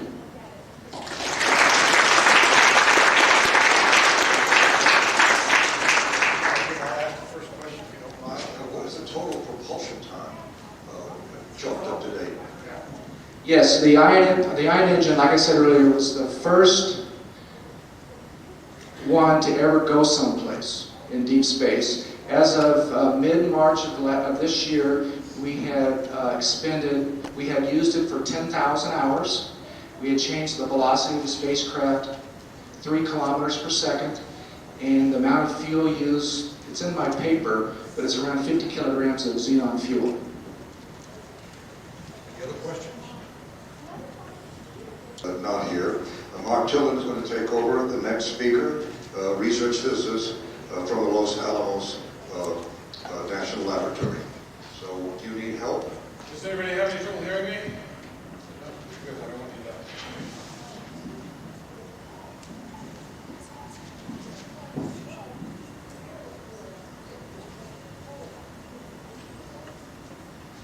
My talk is going to be a little more general today. What I am is I'm a robotics physicist. What I do is I basically am trying to answer the question, if it's the future, where's my robot? And one of the most interesting things about this particular theme of this show is, in fact, the elusive HAL 9000. Why is it that, 35 years in the past, we had this wonderful idea of some sort of machine that could do everything we asked just by talking to it, and here it is, so far in the future, and we still can't trust the machine to basically even cook our toast properly. Last year I did a presentation in front of Bill Clinton. He basically asked me, why is it that my toaster lies to me? I said it's a 3 and it gives me a 5. right? And I was basically saying, okay, the President of the United States basically is elite. But the fact is that it was actually very interesting to understand that even at this time, with all the technological advances that we have, considering all the Palm Pilots that you have in your pockets, the fact is that we still can't trust machines to go much farther than basically even planning our schedules or cooking our toast, let alone sort of like going out and conquering other worlds and other planets. So the whole thing is basically it's based upon an awful lot of fundamental assumptions on the ways that robots are actually thought of, and artificial intelligence in general. For example, what I'm talking today, for example, is the case for digital artificial intelligence against analog artificial competence. Now, competence is a very different sort of thing, but it's sort of like the horse sense idea, right? A horse can actually sort of, cover an incredible quantity of area, but it doesn't have to do anything like calculate where it has to put its feet. But the entire field of artificial intelligence is based on one rather interesting little supposition put forth originally by Neumann et al. Basically back in the 1930s. The possibility of artificial intelligence is based upon the supposition that all human thought is rational. Except that several years before, Mark Twain basically said, when has this ever been so? And the fact is that when you take a look at all the things that essentially qualify us as humans, we find out that the ability to be able to do complex calculations and work in very different sort of situations is a very small subset. The interesting thing, for example, that I put down is that there are currently 20 million species on the planet, and only one feels the need to think that digital watches and PDAs are a good idea. Okay? What do they know that we don't? And the thing is that what I'm doing then is that unlike conventional sort of roboticists, which basically say, oh, let's see if we can put a HAL 9000 into a PDA, I'm basically looking out at saying, well, what does an amoeba know that we don't know? What does incredible animals that basically are surviving right now basically doing that essentially allows them to survive? I mean, if you actually mention to a lot of people, all these incredible creatures you see on the animal planet and various other things, they're still alive. They're still alive now, even though we don't have TV cameras sort of like looking at them. They aren't there for entertainment. They're out there fighting and surviving in complex environments. And they're doing so without the benefit of digital algorithmic processes. What's the secret? What's the solution? Well, the thing is that there's actually a really interesting corollary to this. I mean, years ago I used to build special effects for HAL 9 for TV and a variety of other TV shows. And right here is basically a picture of the original HAL 9000 and then this special effect that I built for the HAL 9000 birthday party in 1997, a huge thing that happened in La Jolla. And what happened is I set this thing up, and it's a self-contained solar-powered HAL 9000. You stand up in front of it, and what it does is it comes up and it starts to say, its eye comes up and starts to say something. What I was going to do with this particular lecture was that I had the thing on front. It was beautifully illuminated, as you can see here. It's on exhibit at the Bradbury Science Museum up in Los Alamos, if you ever want to go and take a look. You stand in front of it, its eye comes up, and it says, "So Dave, can you tell me why I don't exist yet?" And this was supposed to be my opening gambit for this lecture. And I did it, and the eye came up, and the TV and the microphone basically broadcast this fantastic sentence. And I was going to turn around to the audience and basically say, okay, this is the problem. And instead, I couldn't speak for 7 minutes because 7,000 geek engineers were all saying, oh, there it is, it exists, where can I buy one?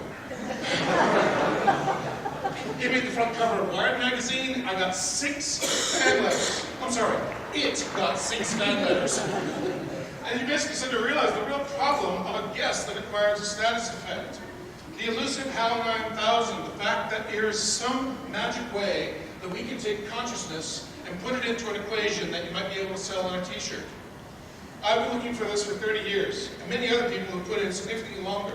We don't have it because I basically now know that it can't exist. I'm going to show you some of my justifications for why I think that. What we've been doing is basically trying to figure out why is it that robots essentially have such a hard problem getting along. Robots, people mostly assume that as soon as computers were fast enough, the HAL would just happen.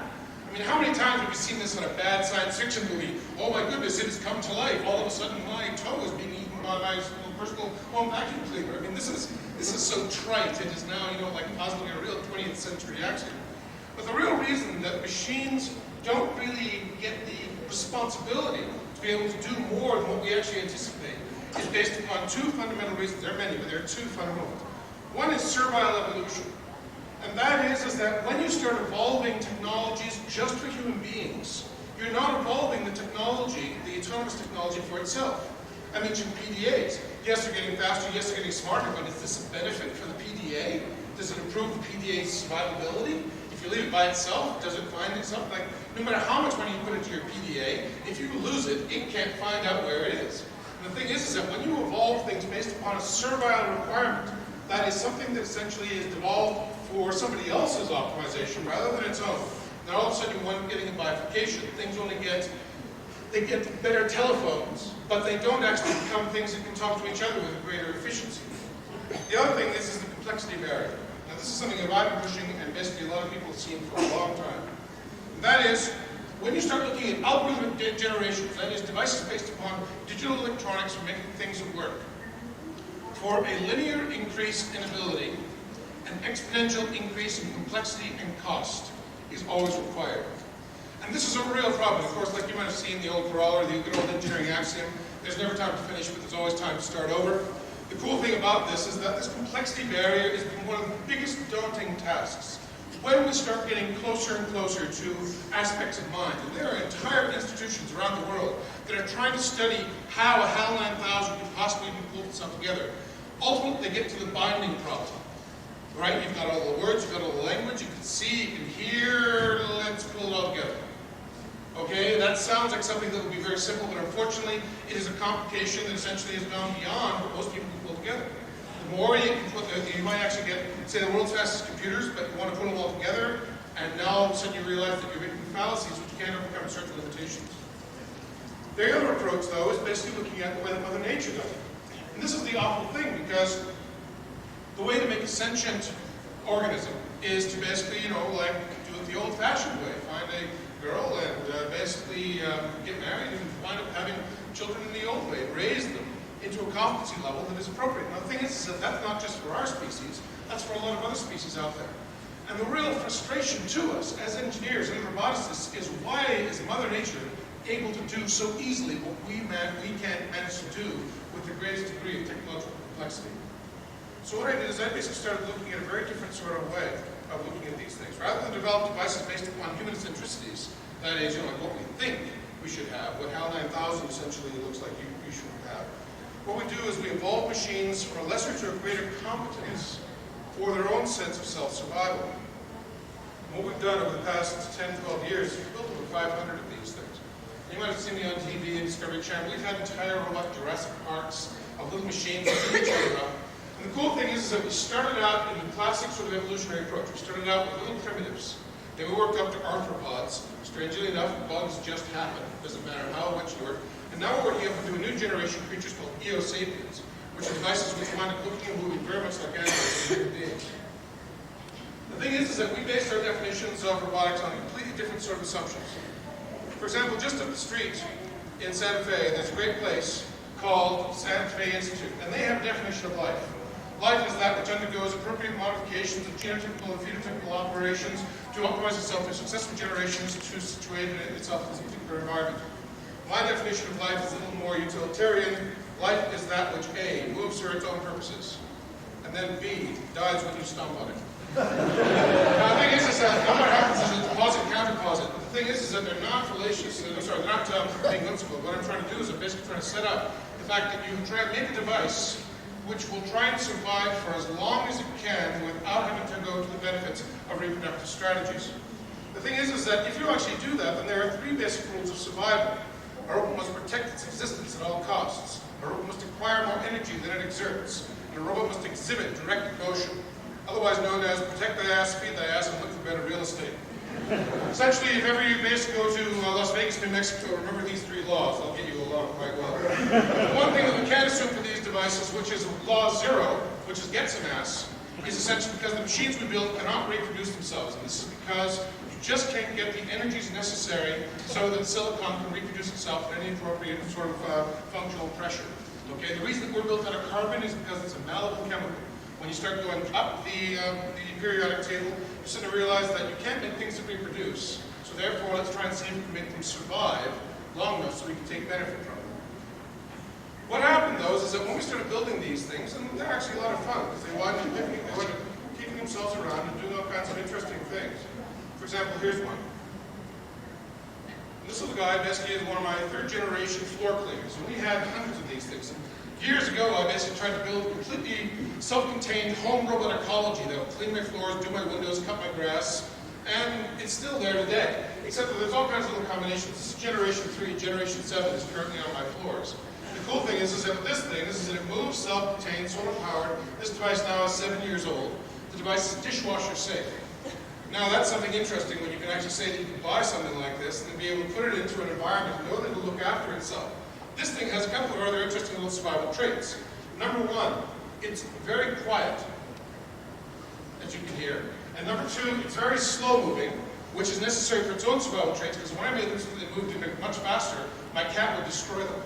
Okay? So the thing is that it's really interesting to see that you basically use devices, and you evolve them based upon their own characteristics. The neat thing about this device here, self-contained, solar power, doesn't require any of the appropriate algorithm controls. But there's a problem, and that is this schedule right here.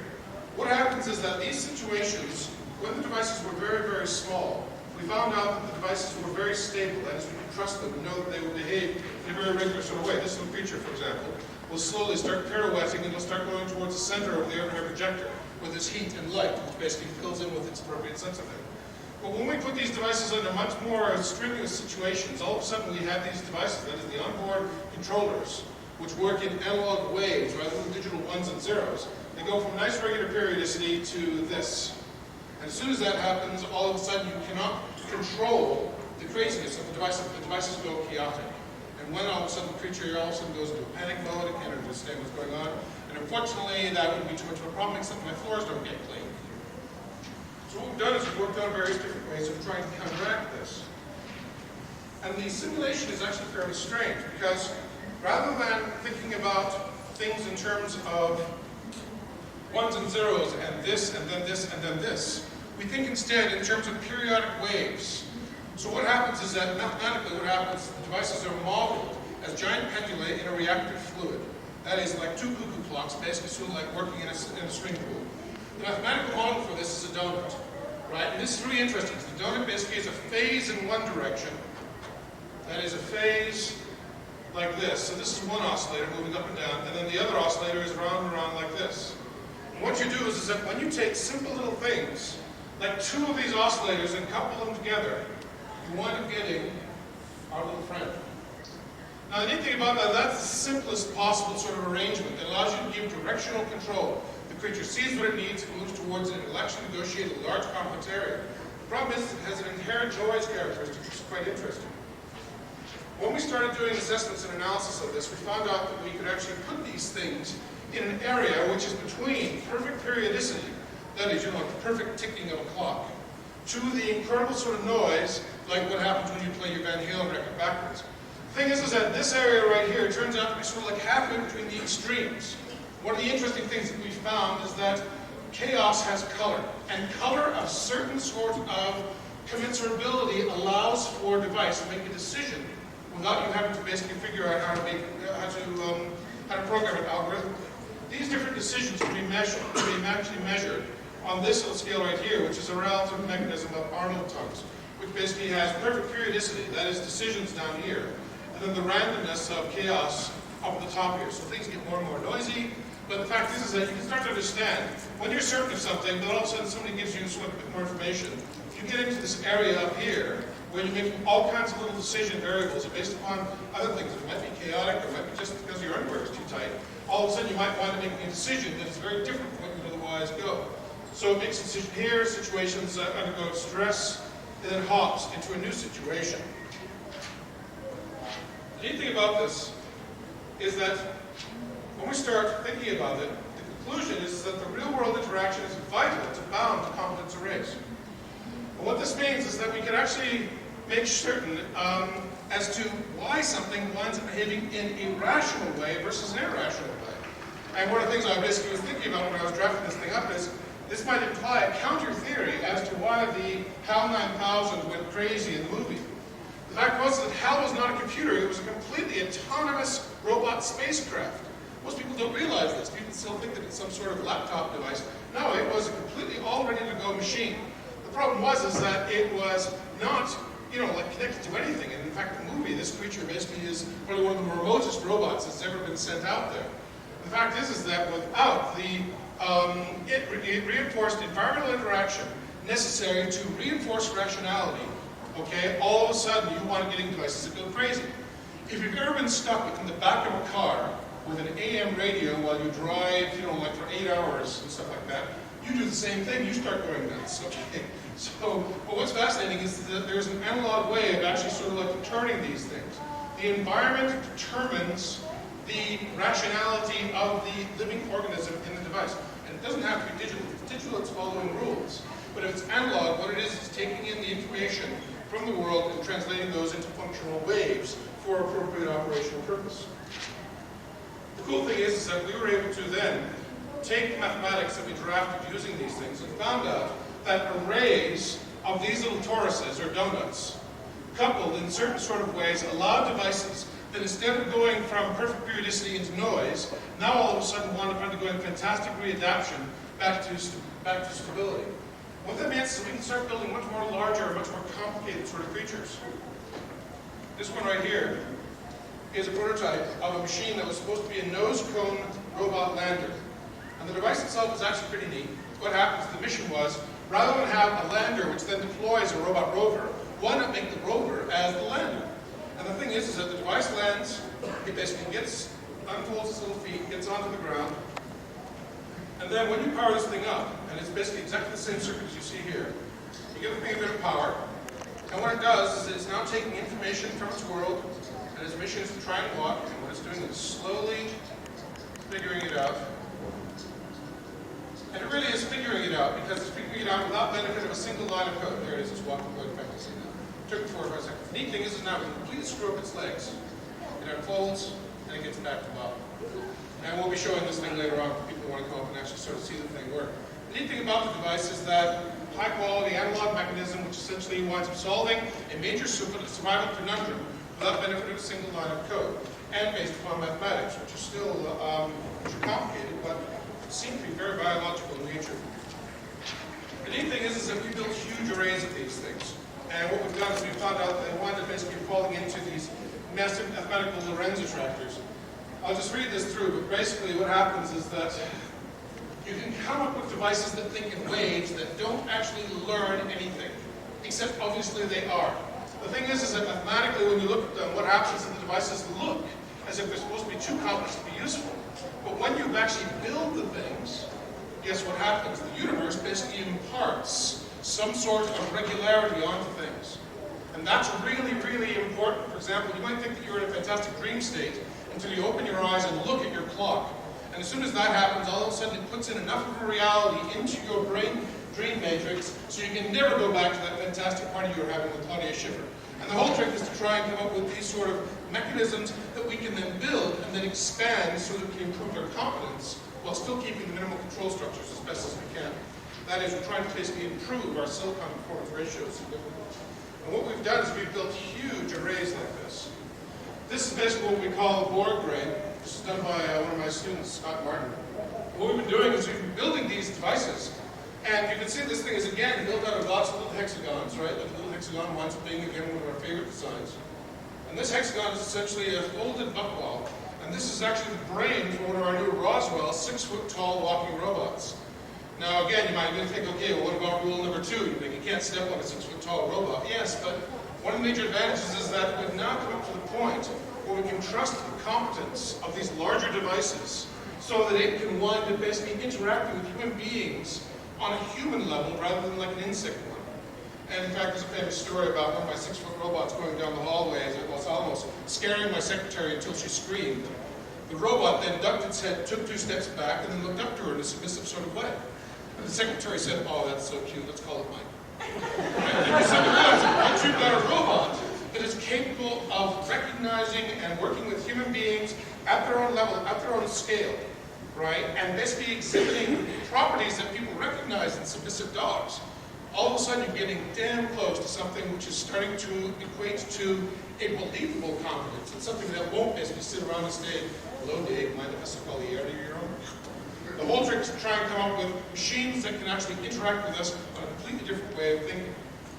because it is a different way of thinking. That is, rather than algorithmic approaches, which wind up having all these individual sort of problems. One of the things from the movie 2001 is that everybody keeps on remembering HAL 9000, HAL 9000, wouldn't that be fabulous? What about that monolith?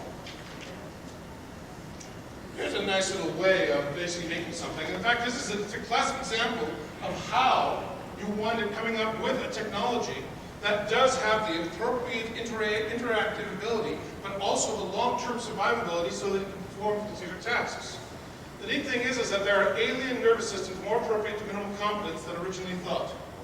And so while the movie 2001 basically is very dear to me, the fact is that HAL isn't as important to me now as trying to figure out the technology behind this guy. Is it a classic example of analog minimal sophistication, or is it nothing more than a big disk drive that essentially is operating things? Is this the space PDA of the future? Well, as a physicist, what I'm doing and what I'm finding out is that there are simple, elegant solutions to constructing autonomous machines, and that initial principles of the construction behavior are accessible now. That is, if we don't have to basically think about having a resource of an MIT or a JPL to build something that could start cruising along the surface of, say, another planet or another asteroid. The whole idea is to try and cut the link so that machines can wind up doing their own jobs, but basically minimally enough so they can still interact with us at a human level. One of the projects that we just presented this week at the Mars Scouts project was a spider spinner proposal. That is, this little four-legged walking machine that you just saw at the end of a large balloon will be deployed into the Martian atmosphere. And the neat thing is that the scientists want these little devices to go into crevices and cracks, which are completely inaccessible by, say, like conventional land rovers. This device basically uses a balloon, and we call it a spider spinner concept. And the cool thing is the balloon goes up and down. The PH can now go into sort of deep crevices where you might find water or fossils or anything else that's of real interest. I mean, nobody ever goes for like a hike along a perfectly flat plain. You always go to the nasty little mountainous areas. And this was actually our approach to try and see if we could do this. The Mother Goose concept is currently before the board. We don't know if we'll get funded, but it might go as soon as 2007. This is actually part of a longer sort of thing, because if you, those of you might remember from last year, what I'm still doing is I'm still pushing for the space robot ecology as a prelude to colonization. That is, colonize Mars now. Put machines up there that essentially are not designed to basically start shipping back pictures for eBay. Certain things that instead try and live and survive on the planet to a point where we actually turn the place into something where we can live. The real reason that we can't live in space is that there is no nature there to look after us. It's hostile. It's really hostile. But if you can put some sort of robot ecology out there, there might be a way to alleviate the problems normally associated with these sort of things. The cool thing is that devices like these are around. And yes, they're based upon legs, because during our evolution of our robots, we found out that legs just happen. And legs are great because they're not just legs, they're also fingers, they're also arms. They can do a lot of interesting things. If you've got a wheel, all you can do is travel straight and forward. But the neat thing about walking machines is they can travel left and right, and if they like it, they can kick something. Boy, that's a feature. And it winds up having certain sort of attributes which essentially we're trying to work on. We found out also these things to be scaled. I used to have the world's smallest walking robot. We have some of the world's largest now. They're both based upon the same technology, 20, 30 transistors at most. But the whole neat thing about that is that you now have this sort of functional expandability which defies the complexity barrier. This creature right here is planned as the gondola for the thing going to Mars, deploying little sacrificial solar-powered robot goslings, which I talked about last year. And the neat thing about that is that we know that they're good because they work. We don't just put out theories. We put our soldering iron where our mouth is. And we don't put our devices just into houses. We throw them into fields, forests. Basically, a robot has to work on a desk, a floor, a field, a forest, a swamp. If you've got a robot that can pull itself out of a muddy bog and still know where it is and what it's got to do next, then you're a lot closer to basically building devices which you can trust to terraform Mars or do exploration of the moon. And one of the cool things about that is just trying to understand that there are other ways of thinking, and that there's still an awful lot of work done to try and take the dream of robots away from the HAL 9000 ideal, and know that there are other minimal solutions out there that might actually solve completely different ways, but in a very biological method. The neat thing about it is that it overcomes the complexity barrier. When I first built this nervous net technology, I realized that, my goodness, the neat thing about it is that for a linear increase in ability, a linear increase in complexity is required. The cost goes down. The new advanced prototypes we're working on basically show that for an exponential increase in ability, a linear increase in complexity is required. So you want something that goes from just something that wanders around to something that can actually walk up and down and actually perform work. It goes from, say, 20 transistors to 21 transistors. You didn't have to program a single line of code. Boy, is that fast. And boy, is it a solution that probably was known by Arthur C. Clarke when he found it was monolith. And might actually be eventually a solution that might eventually get robots out of science fiction and into the world where they can start doing work for us. The neat thing is that there are simple, elegant solutions, and we just have to sit around and explore them. Thank you very much.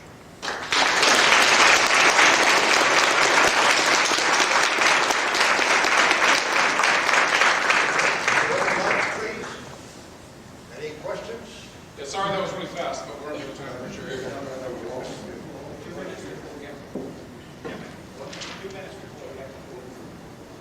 Yes. If Bell was in an isolated environment, why would you detect an error in the transmission device back to Earth? It was an isolated environment. The thing is that could you just survive if you were listening on a telephone? Right? The thing is that you need a much greater spectrum of interaction than essentially can be normally recorded through a single communication channel. Right? And the thing is that it's very interesting. It seems in psychology as well. People who essentially are born without sight and hearing have to go through very exotic forms of training so that they can actually develop some sort of rationality. It is very hard to live just through a single communication medium. And it's the reason why, for example, that the internet has essentially evolved into this fantastic multimedia complex it is today. Back in my day, essentially, it was all, like 80-character terminals. And it wasn't enough. We needed to be able to do interactive interfacing on a graphic sort of level. It is the spectrum of behavior that defines or helps define the nature of how you actually work in the world. You need not just sight, you need touch, you need smell, you need all of the senses that essentially are working towards you. But fundamentally, you need these things to help bias and appropriate competence in multiple different dimensions. You can't just live on just one channel. And poor little Hal communicating with Earth, right? And of course, take a look at the two exciting scientists that he was basically living with, right? If they throw out something like, say, the couple from Married with Children, maybe Hal would have gone crazy, right? Yes. Is it possible to model that analog 30 transistor robots with a large digital computer? Yes, of course it is. But the thing is that why would you want to? One of the things that we found, for example, is you require 3 SGI machines running flat out to run what a 30 transistor mechanism can do in real time. Okay? So you've got a choice of 2 giant machines which looks like a refrigerator, or one thing which essentially you can, basically looks like a little penny stand. Right? Like Mother Nature essentially knows this thing is up. Yes, you can simulate it. Yes, you've got mathematics that allow you to derive it. But why bother? You can build it. Right? And this is something that you have to remember. Yes, the thing is that we love to build robots. And in fact, this is the reason I love to build robots, is because when something works, it's because the universe lets you. And one of the neat things that I've been able to find out is that you can get devices in a very small array that moves in a very complex sort of pattern, and still be able to trust it to do things like this. This actually, you can see this on Discovery magazine. This machine walked over 2 kilometers during a major presentation for a book, Robo Sapiens. Right? And when the artist who was taking these photographs came up and asked me, right, he said, well, what I want you to do is I want to see the robot walking, but I don't want to see your footprints everywhere. And I said, okay, well, tell me what you want. And he said, well, I want it from there. And so I rewired the robot to walk away from the scene. And I threw it as hard as I could onto this mountain, onto this sand dunes up at White Sands. And bounce, and it just go walking and walking and walking. And while he was taking photographs, I was talking to his beautiful wife. Right? So the thing is that there are minimal, elegant solutions that don't have to go beyond computers. Yes, it's great when you can sit down at a computer. I love my computers. I mean, I love my PDA. It's the greatest thing for getting ice off my windshield. But the whole trick is that we have to come up with simpler, more elegant solutions if we're going to basically do something like, say, colonize Mars with things that we can trust to do jobs for us.